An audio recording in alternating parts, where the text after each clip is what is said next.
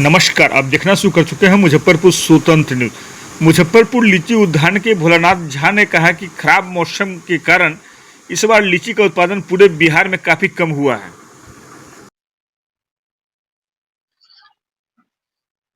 आखिर वजह क्या रही है? बहुत अच्छा सवाल आपने किया। आप लोगों को धन्यवाद। आप लोगों का चैनल तो बराबर हमारी समस्या को उठाता रहा है, पिछले कई वर्षों से आप लोग उठा रहे हैं।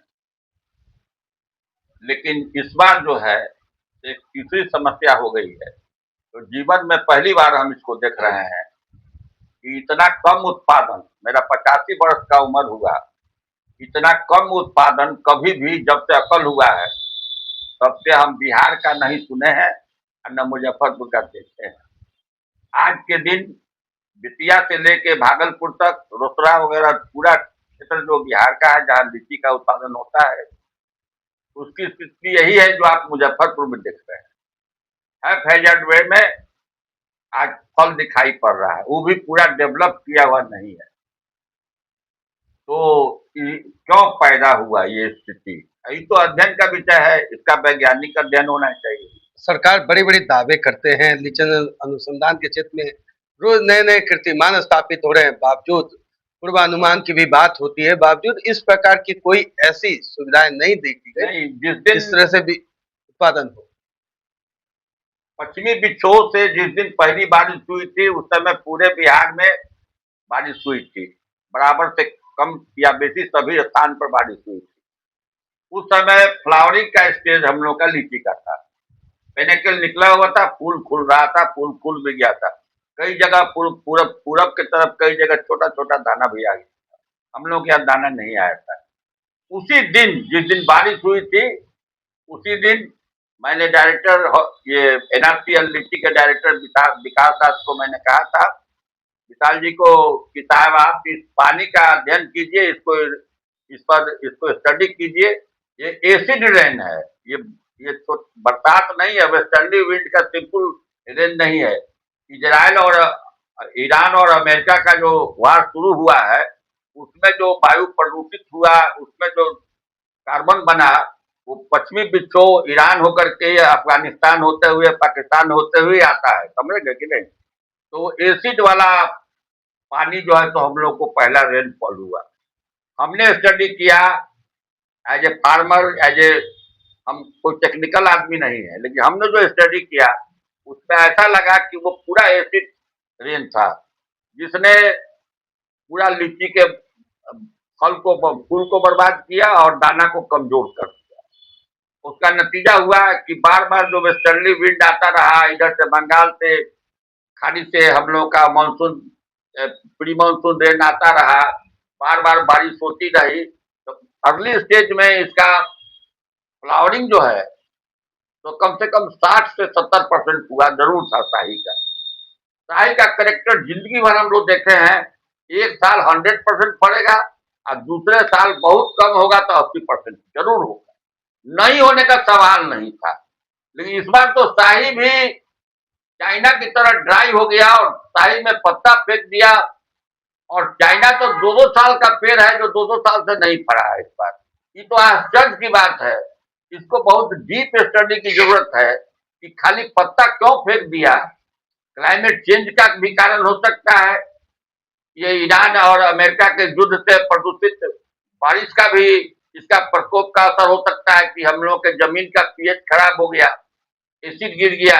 हम तो उस समय देखे जब हमारे पास यहाँ गेंदा का पेड़ था, उसका पत्ता सब जल गया उस पानी पर। तो हम तो यही स्टडी किए लेमैन की तरह कि साहब एसिड फॉल हो रहा है। तो ये सब स्टडी करने की चीज है, इस पर अध्ययन सरकार को, वैज्ञानिकों को करना चाहिए।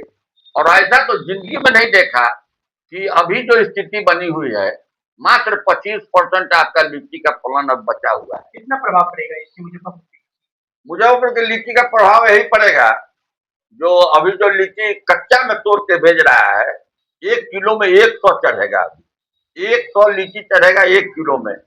लेकिन कच्चा का तो कोई उपयोग नहीं है। गद्दीदार लोग चाहते हैं कि जो ही फलन है जल्दी से पकड़ लें, हम व्यापारी को पकड़ लें, तोड़ाई शुरू करवा दिए, जबरदस्ती तोड़ाई चल रही है। इस तरह के कच्चे फल को तो तोड़ने में सरकार को रुकवाना चाहिए, हेल्थ डिपार्टमेंट को रुकवाना चाहिए। ये तो जहर जा रहा है। ये जो आपको फोटो दिखा रहे हैं, अभी तत्काल में शहरी क्षेत्र का फल जो है तो लाल हो गया है, इसको हीट पूरा मिल गया है, गर्मी पूरा मिल गया है, तो शहरी क्षेत्र का तैयार हो गया है। देहाती क्षेत्र में तो अभी कलर टर्निंग शुरू हुआ है हम लोगों का। वो कम से कम 20-22 तारीख के बाद से तैयार होगा, 20-22 तारीख के बाद से तैयार होगा। लेकिन 25% तो लीची बचा ही हुआ है, उसका कम से कम 10% तो तोड़ के कच्चे सारा सब भेज देगा, छोटा सब।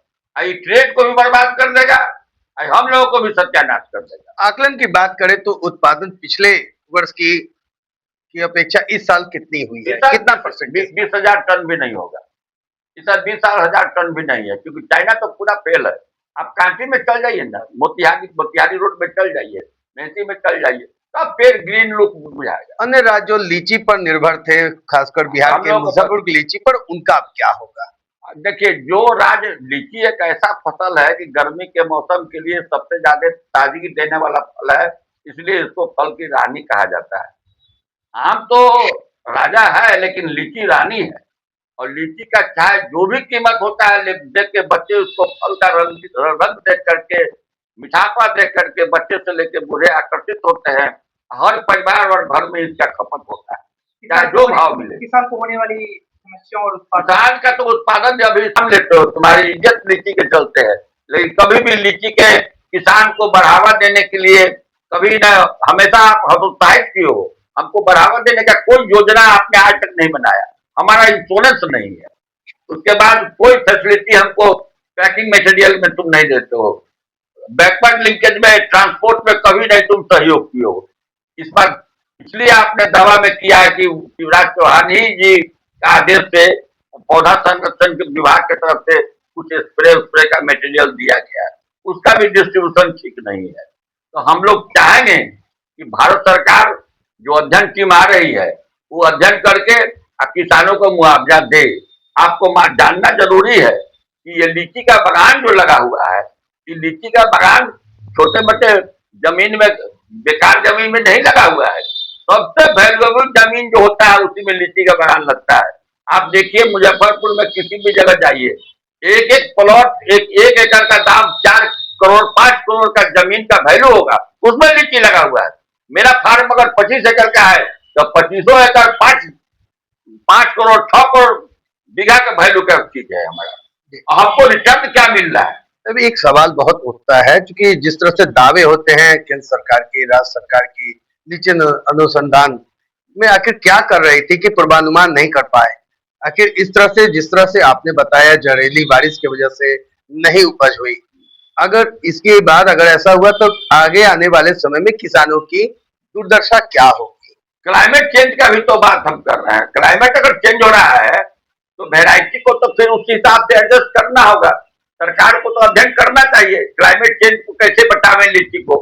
अगर मान लीजिए कि पॉली हाउस में उसको देना है, तो बड़ा बड़ा पॉली हाउस बनाइए और हाई डेंसिटी का प्लांटेशन करवाइए। बड़ा बड़ा पेड़ जो 25 फीट का लंबा पेड़ है, उसको कटवाइए। यही हाल आम में भी देखा गया है। यही बार आम में भी है।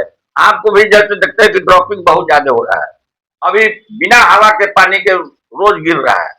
वो लग रहा है कि डंटी में उसका एसिड का जो ठोकर लगा है, उसके बाद तो उसका डंठल कमजोर हो गया। फल तो बड़ा है, लेकिन वो गिरता जा रहा है। आम को भी 500 शेड्यूल हम चलाए हुए हैं स्प्रे का, फिर भी वो गिर रहा है। लीची में और कुछ नहीं करना चाहिए, हाई डेंसिटी का प्लांटेशन लीची को करवाइए और उसके बाद उसको कैनोपी मैनेजमेंट वगैरह का भी अध्ययन होना चाहिए। ये बात को एक बार परिचय दीजिएगा। भोलानाथ जहाँ बोल रहे हैं, उद्यान मुजफ्फरपुर।